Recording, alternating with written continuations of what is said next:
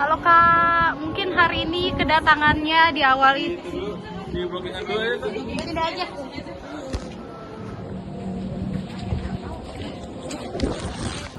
Kak, mungkin hari ini kedatangannya ke Polres Bekasi mengenai apa dan ada apa?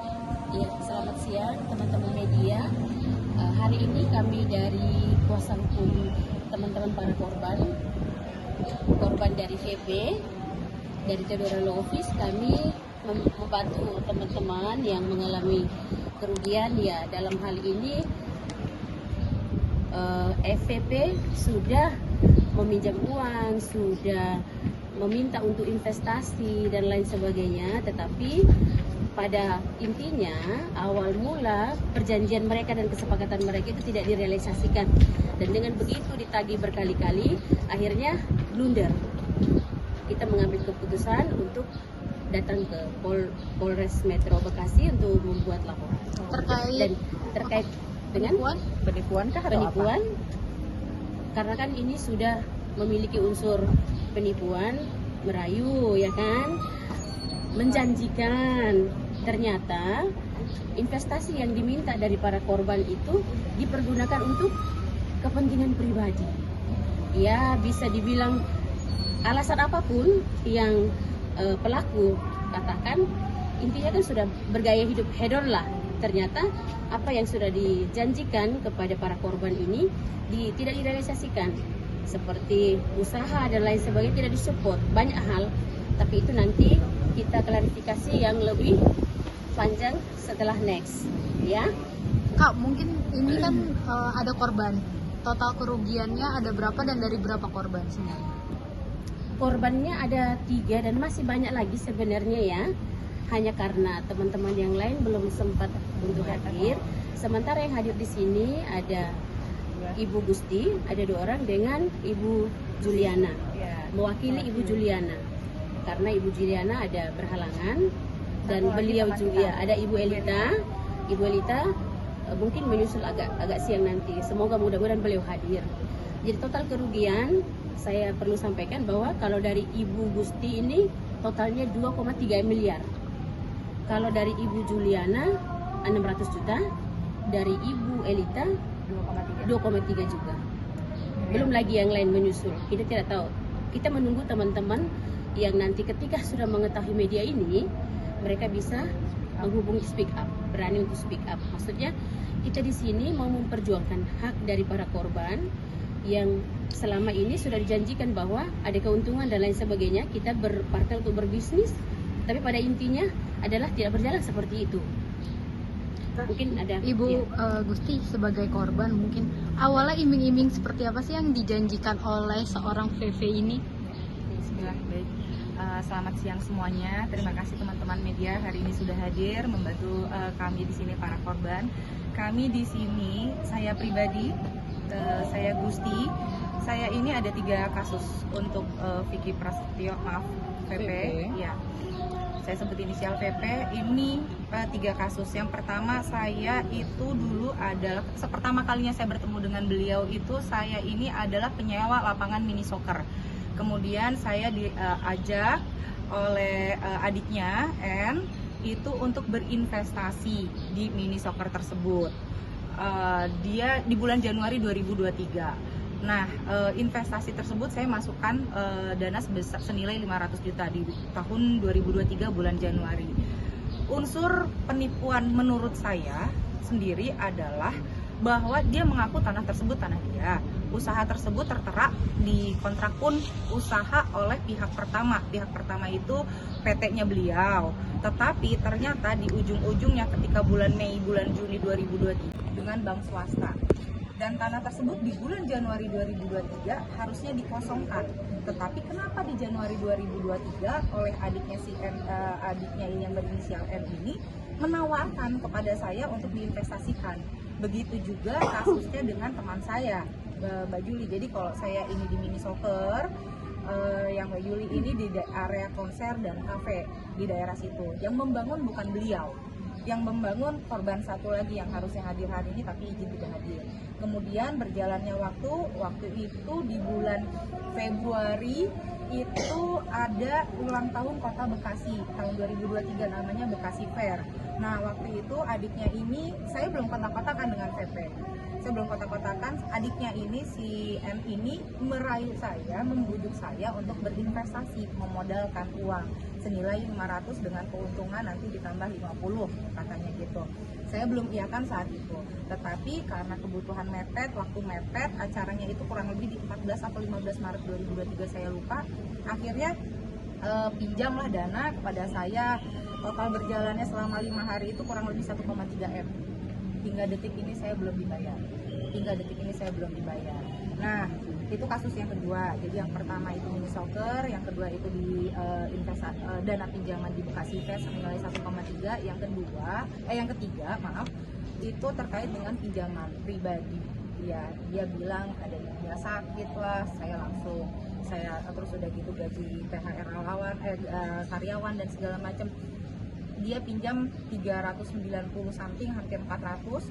Dia bilang kasih ke saya cek isinya 500 juta. Cek 500 juta. Saya bilang buat apa 500 juta, pinjamnya nggak segitu, nggak apa-apa disimpan aja. Masih ada bukti WhatsApp-nya juga. Nah dari situ ketika tenggat waktunya cek tersebut bisa dicairkan, ketika saya cairkan ternyata isinya kosong. Nah dalam proses dari 2023 sampai dengan saat ini saya sudah berusaha menagih, ada membayar kepada saya, VP ini membayar kepada saya mencicil 5 juta, 10 juta, jadi yang di 2023 itu kurang lebih 35 juta, 2024 35 juta, 2025 35 juta, 2026 ini 10 juta, jadi baru 80 juta yang saya terima, kurang lebih 80 juta hingga saat ini. Gitu.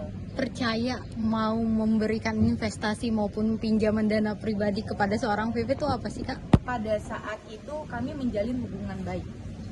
Saya menjalin hubungan baik dengan VP ini, berteman gitu loh. Bahkan anaknya juga suka mampir di rumah, yang nginep di rumah. Kami biasa saja. Nah, saya tidak ada pikiran negatif tentang itu gitu loh. Karena ini usaha. Apapun itu berita di belakangnya tentang artis, saya tidak begitu memperhatikan itu, betul, dan saya juga tidak mengikuti perkembangan beritanya. Yang pasti ini dengan usaha saya, ya udah saya ada di tempat mini soccer, hal itu jalannya seperti itu ya, akhirnya saya memberikan dana seperti itu kan. Sebelum pada akhirnya datang ke Polres Bekasi, mungkin Kak udah melakukan somasi dulu untuk seorang? Saya 2023 saya sudah pernah, kemudian saya juga sudah melakukan gugatan ke pengadilan, sudah mengikuti beberapa kali sidang. Saya memang di situ kalah karena jawaban dari sidang tersebut adalah, dari putusan tersebut adalah bunyinya bahwa kerjasama kami belum berakhir. Kerjasama kami berakhir di 1 Februari 2026, which is saat ini sudah lewat gitu. Jadi kami berharap ini bisa kembali, kami menuntut keadilan dan itu hak kami. Kita kemarin sudah menggugat perdata ya, waktu tenggat sudah lewat. Apa mau ngajuin juga ke perdata lagi untuk yang kedua kalinya? Karena kan udah selesai masanya. Baik, terima kasih untuk pertanyaannya. Sebelumnya yang menggugat mewakili klien kita, Ibu Gusti ini rekan-rekan yang lain. Jadi setelah kemarin beliau memberikan kita putusan, kita membaca dan menganalisa, ternyata memang ada langkah yang salah diambil sama tim kuasa hukum pada saat itu. Jadi tidak bisa membuktikan. Akhirnya putusan itu diputuskan dengan, ya pastilah kecewa Bu Gusti karena kok tidak sesuai dengan apa yang kita inginkan. Tapi tidak apa-apa, itu kita bisa menggugat baru lagi, bisa dengan alat-alat bukti yang ada, kita bisa menggugat baru bisa. Berarti untuk saat ini hanya melakukan pelaporan dulu ya, fokus pada pelaporan di dengan membawa bukti. Apakah mungkin bukti kita banyak? Nanti kita setelah membuat laporan, kita akan memberikan kepada teman-teman media ya. Salah satunya ada bukti WhatsApp pengakuan dia tentang kepada saya dengan angka itu ada, kemudian bukti transfer saya ada, kemudian cek tersebut saya bawa semuanya, bahkan ada semuanya di handphone saya. Bahkan teman kami yang tidak bisa hadir pun sudah sempat melaporkan ini ke Polda Metro Jaya, betul, di tahun 2024. Nah itu juga kita minta follow up lagi. Oke, boleh masuk dulu. Sejauh ini Vicky Prasetya tuh udah hilang kontak atau gimana? Apa masih bisa dihubungi? Masih bisa dihubungi sampai dengan hari Sabtu minggu lalu pun saya masih menghubungi, masih mencoba menagih ke beliau, tapi beliau tidak ada respon. Jadi ya itu niatan saya kemari itu tidak ada respon. Tidak ada Dia itikat tuh, baik ya.